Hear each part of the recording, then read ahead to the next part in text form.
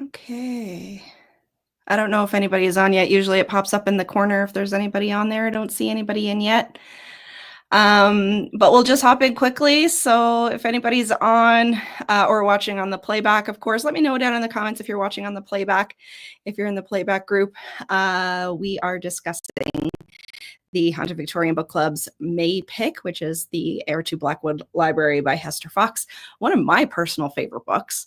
I think this is my favorite one of hers that I've read so far, and I really, really enjoyed doing the reread last month. It was super cozy for me. And today I have my good friend Skeleton Key on with me today to talk about this book. So why don't you go ahead and introduce yourself and your booktube and bookstagram and all the things. Okay. I'm Stina. I also go by Skeleton Key, and my channel is Skeleton Key Books and on YouTube. And well, Skeleton Key, you kind of guess, I like mysteries and gothic and fun stuff like that. And I'm a lifelong mystery buff. So yeah, and I love cross genre stuff. So fantasy and sci-fi and all that. And I do have an Instagram. It's Savannah Runes, and it is. I started it for my rune casting, and then discovered that I'm very bad at Instagram. So every once in a while, I'll post a picture of what I'm reading, and that's about it. So on BookTube, and I do mostly do live streams, even if it's not like a live show.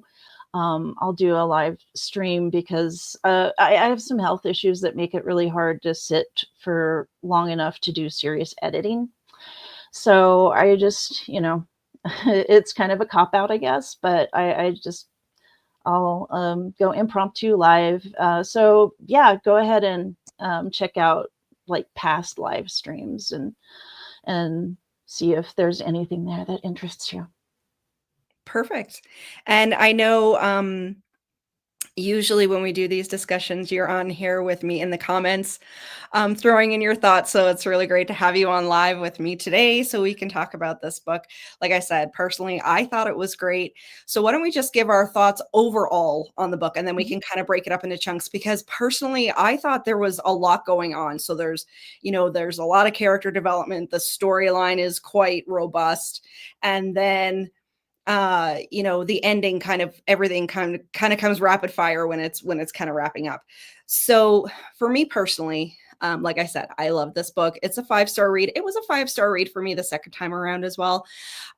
Personally, I love Hester Fox's writing. I think her writing style is really great for developing that sort of spooky atmosphere of the Yorkshire moors. And, it's really the comfort that I was looking for.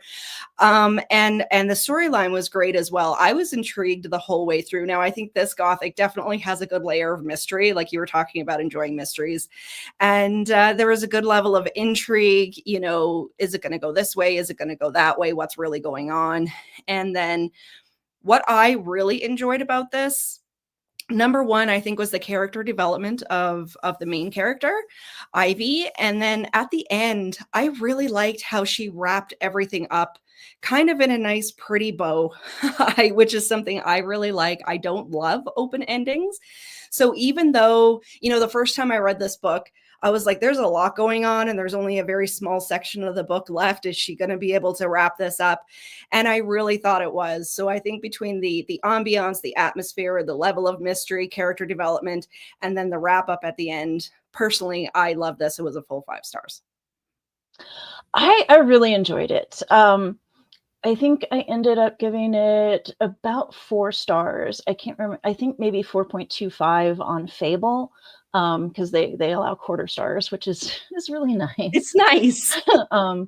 But so I rounded 4 stars on Goodreads, and it's I really enjoy. It's a library. It's a haunted library. A spooky library, and it's got all these tropes that I just really, really enjoy.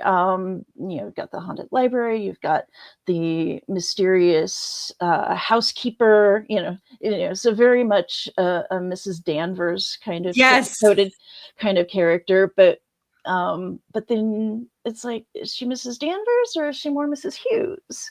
So Yeah. I felt this was very Rebecca meets Downton Abbey, and those are two things that I just love. And yeah, so it was fun. I mean, every once in a while I'd kind of nitpick at something, but overall I really enjoyed it. Yeah, and I felt kind of the same way. I was getting the Rebecca feels, obviously, with this young woman coming in. She doesn't know how to be a noble woman or anything like that. And yeah, I mean, I can definitely see a Mrs. Danvers meets Mrs. Hughes. And then, of course, with the whole romance angle, it's very Downton Abbey. Like, I think maybe she took a little bit from that to develop the storyline Mhm. between Ralph and Ivy, of course. Yeah. Um, but let's start right at the beginning because I think the way this book started kind of really drove me into that intrigue of this Abby obviously has kind of a crazy backstory Mhm. on, actually bricking a nun up in the wall and have her being like giving out advice or whatever to the townspeople. And I really felt that in that section of the book, like right in the beginning, the prologue, that I did get that sort of closed in, very creepy feeling. Yeah, and I really liked the prologue. I know there's some people who just on principle hate prologues, and I don't get that. I'm just well, sometimes a prologue works and sometimes it doesn't. I feel like this was really important because I didn't even know that was a thing. I went and looked it up and was like, oh wow, this was a thing that they did, and yeah, okay. And so I think that was really important to actually have any idea as to what was going on later. And yeah, it was that atmosphere of, you know, for the love of God, Montresor kind of thing. Um, but yeah, I thought that was really a good opening to just kind of tell us tell the reader what kind of book this was gonna be. Yeah, it really did. It really did set that tone of the atmosphere and the intrigue and the mystery. And, you knew that right from the beginning, this was gonna be an extremely haunted manor, and, it kind of followed it the whole way through, and I kinda wish I mean, if I had my time to kind of nitpick anything, I would kinda think maybe the nun would have played a little bit of a bigger role throughout, like, in the sort of haunting, sort of occult aspect, um, but I mean, there was already a lot going on in this book, so maybe we kinda had to keep the story a little bit tight, rather than putting another angle in there besides the monk himself, so, I mean, I could kinda see her, the nun that was bricked up in the wall being a little bit more of an entity throughout, but I was okay with not having her, but yes, that prologue excerpt was, I think, really important for setting up the entire story. And then, I mean, it is kinda tropey because, we do have this whole a woman modern woman who never knew that she was the member of a noble family and had no idea about these relations, and then all of a sudden somebody dies, she's the last living heir, and she gets landed with this, this manor, and she has to become a grand lady. So it is a little bit tropey that way, but I did like that they put in there, that in order for her to become basically Lady Blackwood, or Lady Hayworth, she would actually have to live in the Abbey because I think if they didn't have that in there, it would Mhm. be too easy to be like, well, she could just leave and take the money. Yeah, yeah. Yeah, I think that was important too. And yeah, I do feel like the nun could have played a larger role, and also like Agnes and her friend in London. Um I did read one criticism of the book that um the reviewer felt that it should have focused more on the women in her life coming together with her to defeat the patriarchy, Yep. and instead of having so much romance. And yeah, I feel that's fair. It is a fair assessment. I mean, she definitely could have gone that route. And I have read some of Hester Fox's other books where they are very feminist and Mhm. strong female roles, that sort of thing. But I felt like it definitely could have gone that route, and I would have enjoyed it, but it was more that sort of quiet, classic sort of gothic route that she went with the romance and all of that sort of thing. So, I mean, I think I would have enjoyed it either way. I definitely would have liked to see a little bit of her. I can't remember her name, her London friend, her best friend. Oh, yeah. Um, towards the end of the book, like her coming back into the story. Like they did have her kind of come out, when she was with Arthur, and Mhm. Arthur basically had her sent away, but it would have been nice to see her kind of come back at the end. Mhm. Yeah. Yeah, I felt there were some wasted things there, and also, just maybe a few dropped threads. I felt like she was maybe a dropped thread. Yeah. Also, like the guy with the bubonic plague. Um, Yes. what happened to him? I mean, I used to live in New Mexico where it's like, bubonic plague, antibiotics, whatever. They, it's not no big deal, but that's the 21st century. So, but yeah, I wonder what happened to the guy with the plague. Yeah, and I mean anything with the townspeople, the guy that got the bee stings and the whole thing. This whole angle of the books were basically like coming to life when the people were reading them. But I think if we had have developed all the storylines, it would have been like a 600-page book. So Yeah. maybe just for the sake of time and editing, they kept it a little bit lighter. But I agree, it would have been nice to see those storylines kind of wrapped up a little bit. So we have Ivy who signs the paperwork and goes to this grand estate. And you really do get that feeling of the English moors raining all the time. And I mean, she's probably used to pretty rainy weather as it is, but this is on a whole new level even for her. And then, the entire household staff really does feel very Rebecca-ish. And then, of course, right from the get-go, we have the chauffeur grand lady interaction. So we have that very Downton Abbey-esque relationship, and it is tropey, and it's like, the grand lady and the chauffeur and the whole thing. But I think she wrote those characters so well that you really were kind of like, I was rooting for them, and I'm Oh not big yeah. on Yeah. romance, but Yeah. I was rooting for them. Yeah, I appreciated the romance, and I mean, and that's a whole nother, the two princes trope. You've got the golden boy and the dark brooding guy, and um, and they're kind of against each other, and you have to choose. Ah, and I mean, and when you see that trope, you know how it's going to play out. But of course, as a character, she doesn't know that. She doesn't know she's in a trope, and so Exactly. so it gets a little frustrating for the reader to go, no, no, the other one, he's no good.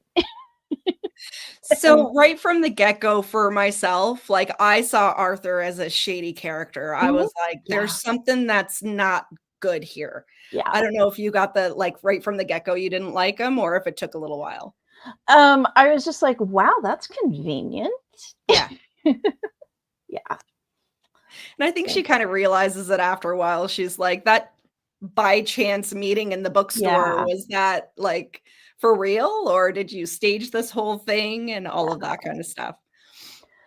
yeah.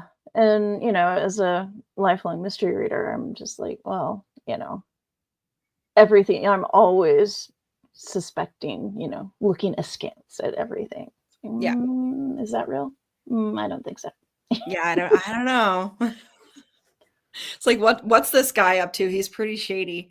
And Yeah. then on top of the shadiness of this Arthur character, then we have Ivy, who is very gung ho when she finds the library. And I love her excitement. Okay, let's talk about this for a second. I love her excitement about the library. And I remember, like, I heard Cameron Chaney talk one time on his channel that he loves books about books and books about libraries. And I think for myself, and I know for a lot of people, we're going to get excited about that. We're going to feel like Belle in the Beast's library, with the rolling ladders and the whole thing. So her excitement is absolutely palpable. And then she has all of these grand ideas about, the lending program, because there's no bookstore in their community and stuff like that. So it was that kind of momentary joy in this very dour story of like mystery and intrigue. Yeah, and I liked how, Arthur was trying to get her to lend books out to his society. And she's like, "Oh, I could just open it up to the whole community." And he's like, "No, no, that's not what I meant. Don't do that. No, no, no." And yeah, so And then all of a sudden we have people with bubonic plague and being stung all over by bees Yeah. as they're reading the books. Yeah, I did kind of wonder why she kept on with that. It's like, maybe that's a clue. Maybe you should back off on that until you know what's going on. Yeah. But And I mean, maybe, it's just, this young woman who's very, very bored yeah, in the middle of nowhere.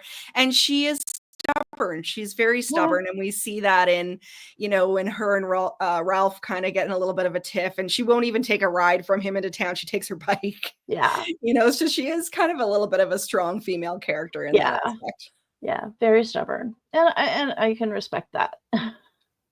Yeah, definitely. For sure. So she's discovered the library. We know that she was raised as kind of an intellectual girl. Her father was a professor, and she grew up reading old texts and, kind of learning from him about academics and being more on the intellectual side rather than the, my purpose here is to wear frilly dresses and get married. And so I did like that aspect. She's discovered her library, and she kind of grasps onto that as her familiarity in this story because, her servants aren't talking to her. She doesn't have any access really to like the money or the finances. She doesn't know how anything works. And then all of a sudden, there's this fantastic library, and then there's this fantastic man that sweeps her off her feet and is promising to marry her, and she doesn't understand why everybody is so against this. So I think she really grasps onto those two things. Familiarity of the library, and then her husband to be is very much into, the intellectual side as well, or what she thinks he's into the intellectual side. So she grasps onto that. And then all of a sudden we learn that Ivy is starting to basically lose her mind. Mm-hmm. So she's starting to get very forgetful. She doesn't know what's going on. And, she starts having interactions with servants like Agnes, who told her the story about the Mad Monk, I believe 2 times before. At least 2 times, yeah. Yeah, and then Ivy forgot, and, she's like, "What do you mean you don't remember the story I've told you twice?" And then we start to get into the occult aspect of this book. And I love anything that has the occult and the Gothic put together. I mean, to myself, you can't get anything better. Yeah, and I liked that it did go those dark places that were promised in the prologue, and that it didn't just stay this lighthearted, romance with mysterious people. That it went dark, and that there was actual, not just actual ghosts, but real curses, and yeah, very, very somber goings on. Yeah, I kind of looked at it as it's a Gothic story with a little bit of meat on its bones. Mm-hmm. It's not just the romance. It's not just just, like you said, the ghosts, which, I mean, any manor house is going to be haunted. You had this monk who actually existed that had this book created with curses, and they were doing experiments to try to elongate life and live forever, and be rich and powerful and all the things. So that, I think, made it a little bit more realistic in its occult aspect. Because I think a lot of readers, they would say, oh, it's another gothic with a ghost story. And you're right, this one definitely did go a little bit deeper. It was real curses. And then so Ivy, for the third time, she learns for the third time that this monk was in her home and doing all of these experiments, and they were revolting and everything. And she learns that young women lost their lives and all of this sort of thing in the pursuit of everlasting life and riches. And this is kind of where the two stories of the occult and Arthur and his family start to come together.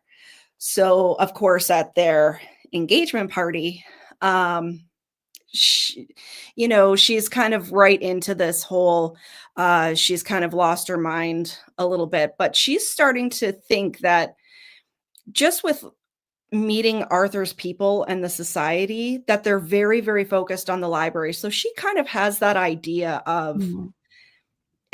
did you want to marry me, or did you want to get a hold of my library, and what's going on with that? Yeah.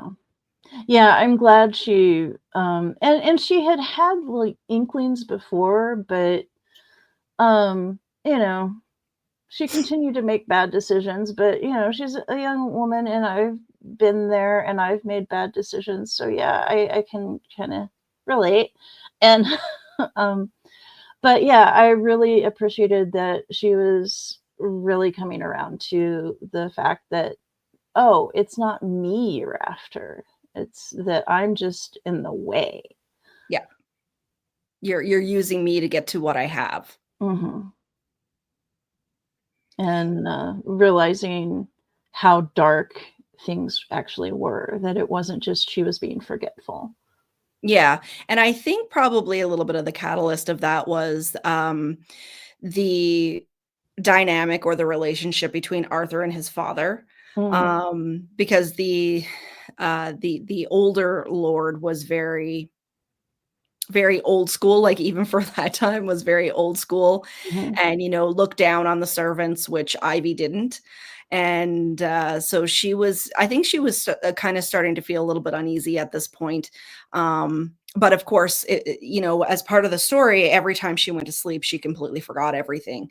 So, it was really hard for her to grasp onto an idea and just kinda run with it. She would grasp onto an idea, and then it would fall away. So we get to the point now of, basically, Arthur is in charge of everything. He has her put to bed. He has the doctor give her all kinds of medications because she's, hysterical and all of this sort of thing. And so he's very much kind of coming into charge, and his society is pretty much taking over Blackwood. And at this point, we do have her friend come from London to try to find out what the heck is going on. And yeah. then, Arthur basically says, "Ivy's fine, go away." I'm kinda Well, surprised she didn't push a little bit harder. yeah, that surprised me too, but she did end up, um, as a catalyst for kind of, getting things rolling for saving Ivy. Yeah. Um, she did help, and I think maybe she figured, if I just kinda go with this and take another tack, um, and approach this from another angle, maybe this we'll figure something out. Mhm. Yeah, so, maybe that was her purpose as a character, to kind of kickstart, um, this section of the book where Ivy is trying to break free from, whatever the heck is going on here, because she's not quite sure what's going on at this point. Mhm, Um, so then things kind of start taking off, even in the pace of the book at this time. Like, things start to really ramp up. and things happen very, very quickly. So let's talk about the whole ritual sort of section of this book. Um, so Arthur's family has the Hewitts basically beaten and locked up. Agnes goes missing. Ralph is, uh, bludgeoned and everything, and they try to keep him away from Ivy because I think they really start to realize that there's a connection between the two of them, and they have to keep them separate because he's going to try to Mhm. get her out of there. So we get to the ritual part of this book where Arthur's family is basically trying to bring the monk back from the dead. They have the ritual book. Um, and we realize that this mad monk has been in the abbey this entire time, basically living off the memories of whoever is the patriarch or the Mhm. matriarch of this home. And that's why they all have dementia. They all die of dementia because he's basically like sucking all of their memories, which is quite interesting. And then I can't remember what happens first, if the ritual happens first or if Ivy finds her book with the blank pages. Can you remember which one happens first? Mm. No, I don't remember. Yeah, it kind of runs together a little bit, but Yeah, 'cause, yeah, it goes back and forth and, there's yeah. so many scenes that it kinda goes back and forth with. But we do Um have Ivy is, I think, starting to realize what's going on. And then all of a sudden, Arthur's society is, everybody's in robes. There's a big bathtub full of blood, which I thought was a great angle because it's like, okay, this is really the occult aspect in this book. You have this giant bathtub filled with blood, and then she's like, where did you get all the blood from this? And they start to think about like Agnes going missing, and they say that the rest of it is made up of pig's blood. It turns out it's not. It's all human. And Arthur is going to be sacrificed for the greater good of raising the monk and getting riches and being the hero of the family. So I think this is an interesting angle for Arthur because he really is kind of like this lost little boy that he didn't go to war. He's hasn't done anything for his family. He's not too smart. And his father convinces him that basically for you to be anything in life, you have to sacrifice yourself for raising this monk. Yeah, and that whole thing kind of put me in mind of the the Nazi occult practices that, trying to boost their military power with occult powers. And I know this, wasn't set in the Nazi era, but it was, between the wars, and there was a lot of stuff going on between the wars. And Yes. so I kind of wonder how much of this kind of related to that. Um, and that was no, the blood. My mind was like, how do you keep that from coagulating? So, but I'm just like, it's magic. It's magic. Just It's fine, just go with it. Maybe yeah, it's because there was so much of it. yeah. But I'm like, how do shouldn't it be kind of clumpy and but yeah. Um Yeah, it was very apt, I think, to have Arthur just kind of be sucked down into this yeah, vat of that blood was great. That was great. because I think And everybody hated him at this point. yeah. Yeah. And then, And of course, Ivy does think that she's married to him. oh, I know. Gaslighting 101, I guess, but I actually haven't seen the movie Gaslight, but, I think Hester Fox really did a good job with pulling um, ideas and tropes from the classics and then intermingling the mhm. things that actually did happen in history. And we were between the wars during this period, and maybe that was something that she drew to. I mean, I didn't even really think of the Nazi regime and their occult kind of aspects, but it very much was during this period. It was a little bit earlier, but Mhm. maybe that was another thing that she drew from to wind into this story because the Great War was definitely a chord that ran through this entire story with her Right. brother and Ralph, and then Arthur didn't go to war and all of that kind of thing. So it was very prevalent during that time. Mhm. Yeah. So Ivy thinks that she's married to Arthur because he shows her a photograph, and I believe, uh, I think it was a wedding certificate. I'm not quite sure, but he at least shows her a photograph Mhm. of, them being married and everything. So she thinks that he's married, and we now have kind of this chaos brewing in the library with all of these men in robes. Arthur's been sucked into the vat of blood. We don't know what the heck is happening with the monk, if he's going to come back. And then, Ralph is there with Ivy with a gun, and she ends up actually shooting the old lord. And then it's actually kind of funny because I think this is very much what would happen in real life, is that, once the leaders are gone, everybody is going to just disperse. I don't want to have anything to do with this anymore. Like, don't know those people. I don't know these people. I'm just going to go. Yeah.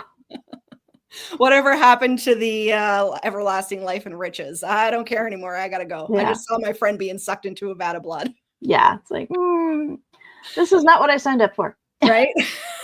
They were all gung ho for it first. Yeah. So the Abbey basically starts to burn to the ground, and everybody has to escape. The Hewitts are still locked up, and so they get them out, and Ivy doesn't start to get her memories back right away. And she's trying to stay awake. She's trying to stay awake so she doesn't lose those memories. And I think this is kind of where it goes into more so into the romance aspect of, she's trying to figure out what's going on with Ralph because he feels familiar.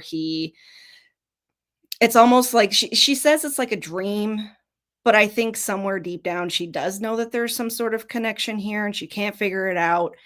And I know myself as an intellectual person, if I started losing my memories, I'd be pretty frustrated because, you can't even piece your own life together. Yeah. Yeah. I'm, blessed with a really good memory. And, I can remember things that people are like, to the extent that people are kind of creeped out by it. It's like, how do you remember that? And I remember one time I was in this conversation and I pointed something out and it's like, oh, we were in a car driving and somebody pointed something out on the side of the road and asked what it was, and I told them, and then I was like, how do I know that? And then it's like I could remember somebody pointing it out to me and telling me what it was, and that's all I could remember. I couldn't remember who it was or what vehicle we were in or where we were going or coming from. I just like, and I was freaking out, and it took me about 10 minutes of going through my calendar, and then I found it. It's like, oh, okay, now I remember. But for those 10 minutes, I was like, what the hell? So I can't even imagine what Ivy is trying to think, that she thinks she's married to this man. She can't remember any of it. She's in love with this other man who seems to be like giving her these signals that there is something there, but she's very much, she has her walls up. She's pushing him away, probably out of fear, probably out of confusion. And but he feels so familiar. So I can't even imagine her going through all of these months that she doesn't, like, she can't remember any of this. Like, I don't even know how long, like, she was in that abbey. I don't think it really gives us an indication of how long she was in there. But, if you're going through, say, a month or a year where, you're slowly losing your mind as an intellectual person, I couldn't even imagine. Yeah. Yeah, that would be so hard. So we're at 4 months after the abbey burns down. And now we kind of have not a new storyline, but a lot of revelation kind of comes at the end with kind of the mystery of the servants, the Hewitts, who are bound to the abbey along with Ivy's family. So they're almost like destined to serve this family and serve the abbey for all time throughout the generations. Same sort of thing. These two families are intertwined. And then we have this revelation, and then we find out that Mr. and Mrs. Hewitt, who are, the head housekeepers, Ralph is actually their son. Mhm.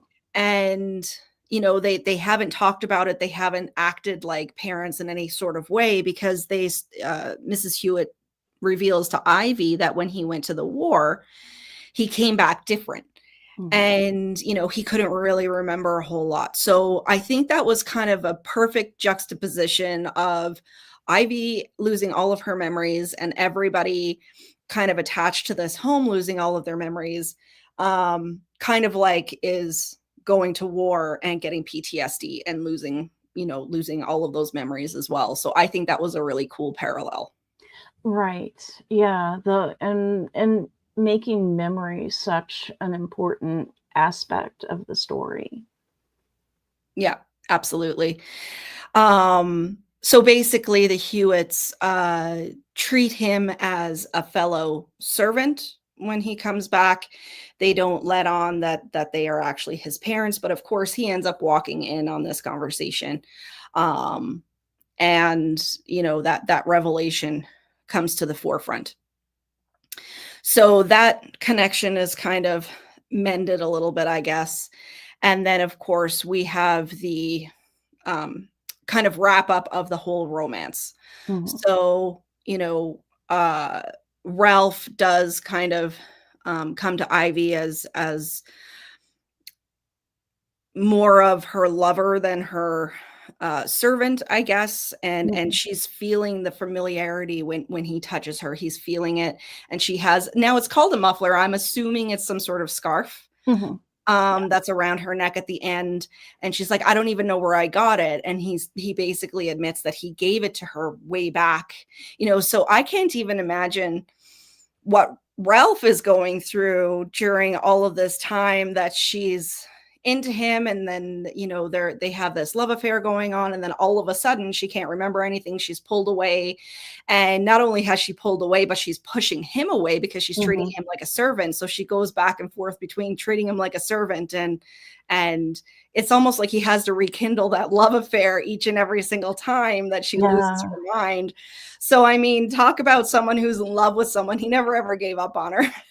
Yeah, and yeah, I think that's I don't know. That there was a certain sweetness to that I really liked, and I actually, had a colleague once who, and they even made a movie out of it, but I think shortly after they were married, they were in a car wreck, and she completely lost her memory, and she didn't remember their courtship or anything, and so he, like, re-wooed her again because they were already married, and it's like, "Well, what do we do?" Yeah. Yeah, And and there has to be some level of fear in a situation yeah, like that, yeah, this person isn't gonna fall for you the second time. yeah. Um, so at the same time, we also have the revelation. So we have the Ralph and Ivy thing, and then the other thing that gets wrapped up is Mrs. Hewitt's intervention to protect Ivy, because she needs to have her protected from Arthur and his family. She knew they were up to no good, and she had no idea that Ivy was under the impression that she was married, because Arthur had showed her these pictures and presented her. I think it was with the marriage certificate that, of course, he had Yeah, forged. something. Yeah. Yeah, he had forged it, and Mrs. Hewitt had revealed at the end that she was trying to protect Ivy this entire time by going to the solicitor and saying, "Don't draft any documents unless you see Ivy in person." And she agrees to it, so he couldn't Mhm. forge anything. So, of course, everything he had showed her was completely fake. And I mean, that has to be a pretty big jolt for someone who's been gaslit into thinking that they're married. Yeah, And she thinks she's a widow. And I mean, back then, it wasn't easy for a widow just to jump into another relationship. right. Um, but when she finds out that she wasn't actually married, he faked the whole thing, Mrs. Hewitt was trying to protect her the whole time, and then she starts getting this familiarity back with Ralph. So it really, the whole thing, because there was a lot that went on in that last part of the book, the whole thing really did get wrapped up quite well. Yeah. Yeah. I can appreciate an open ending, an ambiguous ending. I do kind of like having things wrapped up with a pretty bow. Yeah, and I think so this whole book, from the atmosphere to, the familiarity of the traditional Gothic, the quiet kind of mystery and occult aspect, even though it was very thrilling towards the end. And then of course the romance angle and all of that thing. It was, to me, it was a perfect sort of comfort Gothic. Like, there weren't Yeah. too many new ideas in there. It was very comforting. Yeah. Yeah. That's good. Yeah, comfort Gothic. I can agree with that. Yeah. Yeah, and I actually had the discussion with my mom because I bought her this book for Mother's Day so she could read it while I was reading it, and she said it would make a good movie, and I think it would make a good movie too. Yeah, I think it would. Yeah, And I think, there was a lot of cinematic stuff in there, just the whole library. I mean, uh, like, typically people who are lovers of the Gothic would love the big manor with the big library, and the foggy and rainy moors, and the mysterious Mrs. Danvers kind of, yeah, character and stuff like that, and the mystery. I think the mystery was fantastic in this book, so I would love to see this adapted into a film. yeah, I think that would be fun. That would be a lot of fun. I would definitely watch it. Because I think they're remaking and doing sequels of so much stuff these days that, just maybe take a new idea from a book and make a movie out of Yeah, it. and I feel like this is one that, lengthwise, because a lot of times novels are, they've got too much stuffed into them. Yeah. But so much of what makes this novel is, description of visuals and things like that. And, cinema is a very visual format. And so I think it could actually be put into a feature film format without cutting Changing a too lot of much. stuff. Yeah. Yeah. Yeah. And I think that occult aspect would give it just enough intrigue to keep people interested to, Yeah. it's not just another ghost story sort of thing. Yeah. Yeah. And I think that, starting off with that prologue and then skipping ahead some centuries, and yeah. Yeah. So I personally, like I said, this is not only one of my favorite Gothic books, I think it's one of my favorite books in general. I really enjoyed this one, and I'm sure in another couple of years I'll probably pick it up again and probably discover some new things on my third read as well. As sometimes when you read a book multiple times, you discover new things each time. Yeah, yeah. It's like, well, Rebecca, Mhm. which, this pulled from a little bit, Yeah. just pulled Yes. inspiration. It wasn't a copycat by any means. But Rebecca is my all-time favorite novel. Is it? Yeah. And Rebecca is I'm not much of a rereader, but I will reread Rebecca, and I always find something new in it. So When I read Rebecca, I watched the 1940s, 1950s movie right The after it. Hitchcock. I love Laurence Olivier, and so I really enjoyed it. But I think I'll probably do that again. I'll do another reread and then watch the film again, because I thought the movie was actually quite well done, and it did stay kind of true to the original story. Rebecca is definitely, I only read it for the first time a couple of years ago. Mm. And it was one of those things where people were like, I can't believe you haven't read this. So I finally picked it up. And it's fantastic. And this one definitely did take inspiration. And then she added in her own flair. Yeah. So I thought it was really, really well done. Yeah, I liked the whole concept of how the library was cursed. Yeah. I thought that was fresh. And I At mean, least to all me. of us want a cursed library, right? Or a magical library. A magical library, yes. One that alphabetizes itself. Oh my god. I just did another reorganization of mine because it's actually gonna be ripped apart here pretty soon. I'm Oh. doing a bit of painting and reorganizing and Mm. stuff, but, it's just getting to the point where I'm like, "Okay, I need to reorganize and take pictures so I know where I want my stuff to go, and then rip it apart," and, I've got another haul of books I've gotta get through and get them find some space for them as well. I think I need some new Yeah. shelves. Yeah. Yeah, I'm always trying to figure out how to fit books onto shelves. I've got so many double stacked shelves, it's kinda Yeah. crazy, but It's the only way to do it in my yeah. mind. Yeah, you Yeah. can't have one line of books. It's gotta be double stacked. Yeah. Well, I think, we'll wrap it up. That was about 45 minutes. So, this was a great discussion on a great book. I really enjoyed having this one in for the book club, and I'm sure we'll get some people, hop on for the, replay if they couldn't make it to the live. I was discussing this book all month with my friend Edie Lewis from Edie Lewis Reads, and, he really enjoyed it too. So, I know I'm gonna be discussing it with him as well when he gets back from vacation. So, thank you so much for joining me, and I'm sure we'll have you on again to talk about some other great books. And if anybody is wondering about the book club for June, we are reading At the Bottom of the Garden by Camilla Bruce. I haven't started it personally yet, but that will be our next discussion coming up. So, thanks everybody for joining, and we'll see you next time. Thanks.